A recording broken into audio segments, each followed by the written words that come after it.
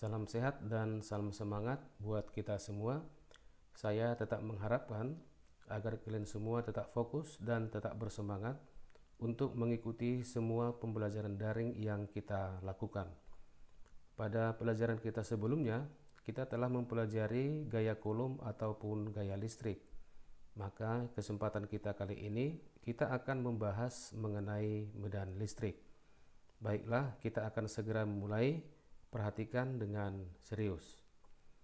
Sebelum kita melanjutkan, ada dua hal yang perlu kita ketahui dari medan listrik ini. Yang pertama adalah medan listrik merupakan suatu area atau ruang di sekitar muatan listrik positif atau negatif yang masih dipengaruhi oleh gaya listrik.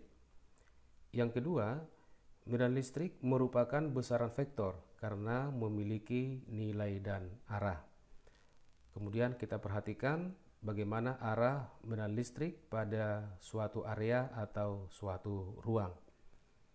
Kita misalkan ini adalah suatu area medan listrik di mana di dalam area ini terdapat muatan listrik yang bertanda positif, maka arah medan listrik di dalam area ini adalah menjauhi muatan yang positif. Kita tuliskan arah E menjauhi muatan positif. Nah, sebaliknya, kalau ini adalah merupakan area medan listrik di mana di dalam area ini terdapat muatan listrik yang bertanda negatif, maka di dalam area ini arah medan listrik adalah mendekati muatan negatif. Kita tuliskan arah E mendekati muatan negatif. Nah, selanjutnya bagaimana menentukan besar medan listrik atau kuat medan listrik pada suatu titik. Nah, kita misalkan di sini ada suatu muatan listrik Q, kemudian di sekitar muatan Q ada sebuah titik O yang misalnya memiliki jarak sejauh R. Maka di titik O akan ada kuat medan listrik yang dihasilkan oleh muatan Q, di mana besarnya bisa kita tentukan dengan persamaan EO sama dengan K dikali Q dibagi dengan R kuadrat dalam satuan Newton per Coulomb.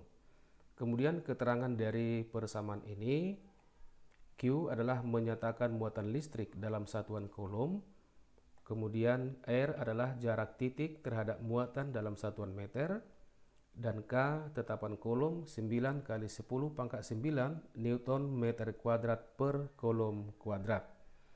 Baik, untuk memahami persamaan ini, kita langsung perhatikan contoh soal yang nomor 1 ya. Nah, di sini ada dua muatan listrik, muatan A bertanda positif dan muatan B bertanda negatif.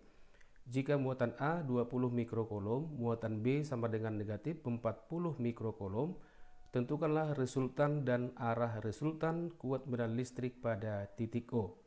Nah, kita perhatikan titik O di sini adalah berada pada garis hubung antara kedua muatan. Kita buat pembahasannya.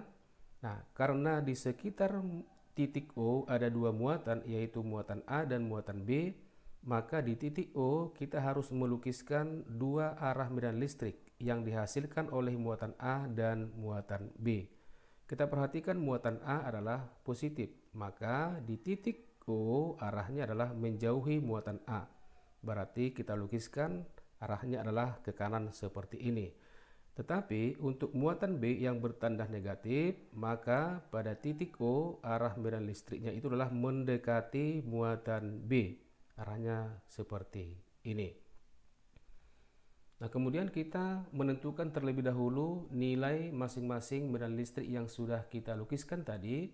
EA sama dengan K dikali QA dibagi dengan RA dipangkat dengan 2. Kita masukkan nilai-nilainya. EA sama dengan 9 dikali 10 pangkat 9, QA sama dengan 20 mikrocoulomb sama dengan 20 dikali 10 pangkat negatif 6, kemudian jaraknya tadi sama dengan 30 cm, kita ubah ke dalam satuan meter berarti 0,3 ya dipangkat dengan 2, sehingga EA akan sama dengan 2 dikali 10 pangkat 6 Newton per Coulomb. Nah, selanjutnya untuk medan listrik oleh muatan B, EB sama dengan K dikali QB dibagi dengan RB dipangkat dengan 2, maka EB sama dengan 9 dikali 10 pangkat 9 dikali QB sama dengan tadi negatif 40 mikrokulom. Ingat, untuk tanda negatif tidak kita ikutkan dalam perhitungan sebab tanda muatan kita perlukan untuk menentukan arah vektornya ya. Kemudian dibagi dengan RB kuadrat. R-nya tadi sama dengan 20 cm, kita ubah ke dalam satuan meter berarti 0,2 meter dipangkat dengan 2, maka IB sama dengan 9 dikali 10 pangkat 6 Newton per kolom. Kemudian resultan medan listrik E pada titik O. Kita perhatikan tadi lukisan vektor masing-masing medan listrik yang sudah kita buat. Kita perhatikan di sini bahwa arah EA dan EB itu adalah searah. Sehingga menurut aturan vektor, apabila ada dua arah vektor yang searah, maka hasilnya adalah kita jumlahkan. Maka EO akan sama dengan penjumlahan dari EA ditambah dengan EB, sehingga EO sama dengan 2 dikali 10 pangkat 6 ditambah 9 kali 10 pangkat 6 sama dengan 11 dikali 10 pangkat 6 dalam satuan Newton per kolom. Kemudian arah vektornya adalah ke kanan. Apabila misalnya arah EA dan EB itu adalah berlawanan, maka nilainya nanti kita kurangkan, sehingga arahnya nanti harus mengikuti arah E yang lebih besar. Kemudian di sini ada sebuah pertanyaan konsep. Sebenarnya pertanyaan ini berlaku untuk semua besaran vektor ya. Misalnya untuk kecepatan, percepatan, gaya, momentum dan sebagainya. Tetapi dalam hal ini karena kita membahas mengenai medan listrik, pertanyaannya adalah apakah nilai atau besar medan listrik pada suatu titik dapat bernilai 0? Maka jawabannya bisa. Dengan syarat yang pertama, vektor medan listrik harus segaris dan berlawanan arah. Syarat kedua yang harus dipenuhi, besar masing-masing vektor medan listrik itu harus sama besar, artinya nilainya harus sama. Nah, untuk memahaminya kita perhatikan contoh soal yang nomor 2. Di sini ada dua muatan A dan muatan B ya, di mana tanda muatan A adalah negatif, tanda muatan B adalah positif. Jarak kedua muatan dimisalkan sama dengan D 36 cm. Tentukanlah letak suatu titik yang kuat medan listriknya sama dengan 0. Kita buat pembahasannya. Nah, langkah-langkahnya adalah sebagai berikut. Kita harus menguji suatu titik di antara garis hubung, artinya di antara A dengan B. Ya, kita uji dulu apakah mungkin di sini. Nah, kita misalkan titiknya adalah di sini. Nah, setelah kita menentukan titiknya di sini, maka langkah selanjutnya adalah kita harus melukiskan arah medan listrik yang dihasilkan oleh muatan A dan muatan B. Pertama kita perhatikan dulu oleh muatan A yang bertanda negatif, maka arahnya adalah menuju muatan A, berarti ke kiri. Ini sama dengan EA. Kemudian oleh muatan B ini adalah positif, maka di titik ini arah medan listrik oleh muatan B berarti menjauhi, maka arahnya sama dengan EA sama dengan ke kiri ya. Maka kita perhatikan di sini bahwa arah EA dan EB inilah searah. Maka untuk yang searah ini kita jumlahkan, artinya tidak mungkin di sini sama dengan 0. Maka titik ini kita coret, artinya tidak mungkin titik itu kita buat di antara kedua garis hubung. Maka kesimpulannya adalah tidak mungkin 0 karena EA dan EB itu adalah searah. Yang kita perlukan adalah arah vektor yang berlawanan. Maka titik harus di luar garis hubung kedua muatan. Ini tadi letak kedua muatan A dan muatan B. Maka kita harus menentukan titik itu di luar garis hubung ini ya. Kita ukur terhadap muatan B ya, muatan B kita misalkan titiknya di sini, maka kita buatlah jarak titik yang kita buat ini terhadap B, kita misalkanlah X ya, kita misalkan X, maka jarak muatan A terhadap titik ini itu akan menjadi D ditambah dengan X. Nah, selanjutnya kita buat arah kuat medan listriknya ya. Untuk muatan A yang negatif, maka arah medan listrik di sini mendekati muatan A, berarti arahnya adalah ke kiri seperti ini. Tetapi untuk muatan B yang positif, maka di sini arahnya harus menjauhi, berarti arahnya ke kanan. Nah, ini sudah berlawanan arah. Kalau sudah berlawanan arah berarti sudah mungkin nol, masih mungkin, belum pasti. Nah, bagaimana untuk memastikan agar nol? Maka syarat kedua tadi nilainya harus sama. Dalam hal ini EA harus sama dengan EB, ya. EA harus sama dengan EB. Kita tuliskan persamaan untuk masing-masing medan listrik di sini. Untuk EA sama dengan K dikali QA dibagi dengan RA pangkat 2 sama dengan K dikali QB dibagi dengan RB pangkat 2. Kita matikan K yang di kiri dan yang di kanan. Kemudian kita masukkan masing-masing muatan dan jaraknya, ya. Untuk muatan A sama dengan 16 kulum, ya. Kemudian jarak A-nya itu ditambah X, ya. Kemudian QB sama dengan 4 dibagi dengan jaraknya X, ya, pangkat 2.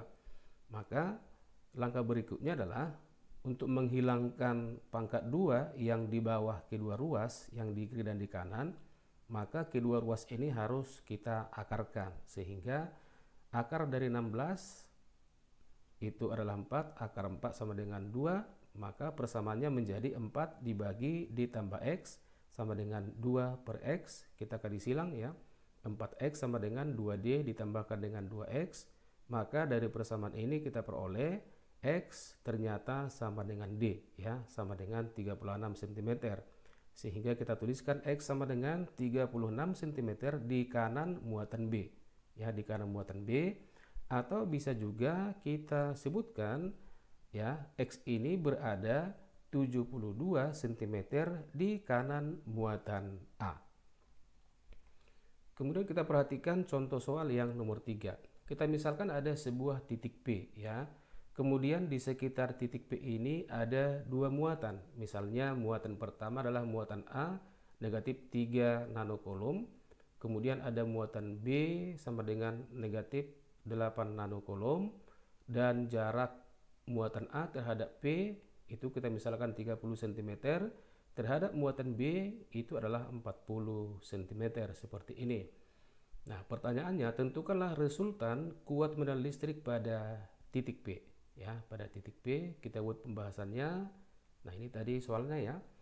Maka kita perhatikan, ya, di sekitar titik P itu ada dua muatan. Maka masing-masing muatan ini menghasilkan medan listrik pada titik P dengan arah yang ditentukan oleh tanda muatannya, ya.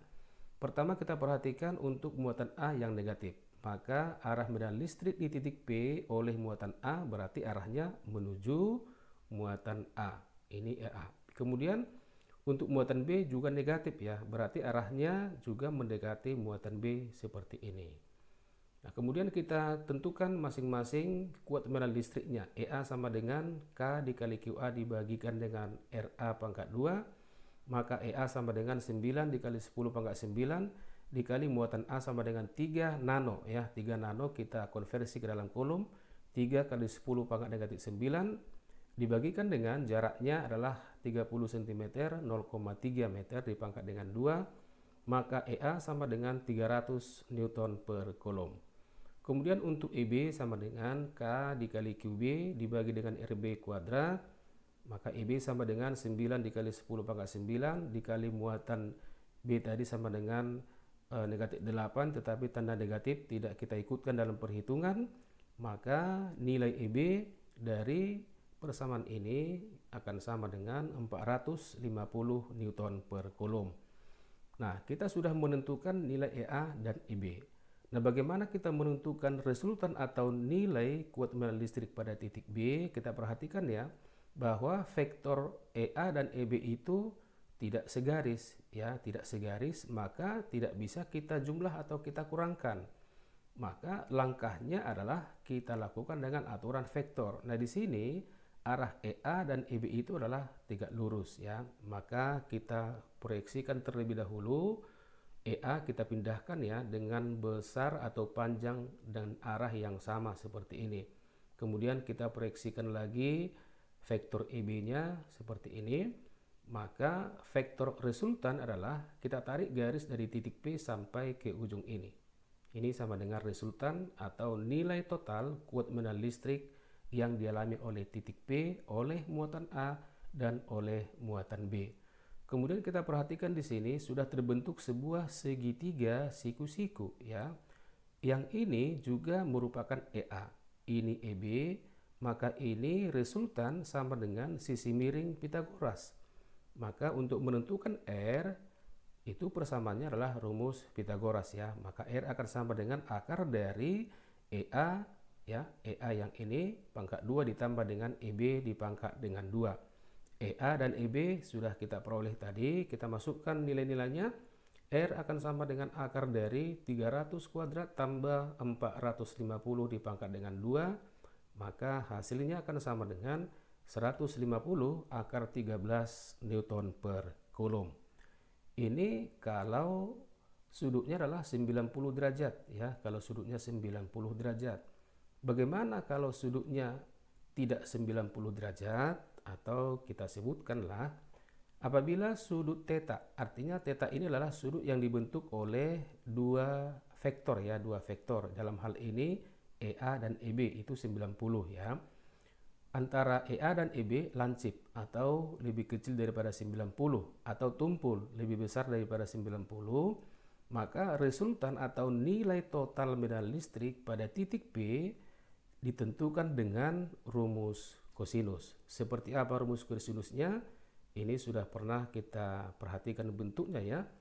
Nah, sekarang kita tuliskan nilai R-nya nanti akan sama dengan akar dari EA kuadrat tambah EB kuadrat tambah 2 dikali EA dikali EB dikalikan dengan kosinus theta. Demikianlah pembelajaran kita kali ini mengenai medan listrik. Terima kasih atas perhatian kalian semua, dan apa yang saya sampaikan ini mudah-mudahan dapat bermanfaat. Selamat belajar dan semoga sukses.